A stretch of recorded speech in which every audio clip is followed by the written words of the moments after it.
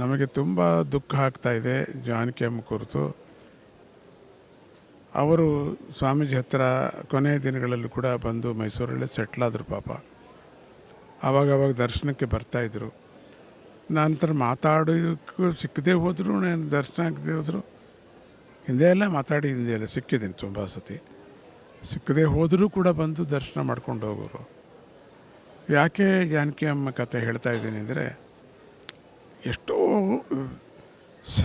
ಸಾವಿರ ಹಾಡುಗಳು ಎಲ್ಲ ಭಾಷೆಯಲ್ಲಿ ಹಾಡಿದ್ದಾರೆ. ಒಂದು ಕೋಕಿಲೆ ಇದ್ದ ಹಾಗೆ, ಗಾನ ಕೋಕಿಲೆ.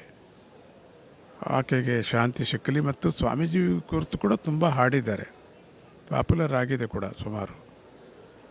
ವೇಟೂರಿಯವರು ಬರೆದದ್ದು ಸಂಗೀತದಲ್ಲಿ ತುಂಬ ಹಾಡಿದ್ದಾರೆ.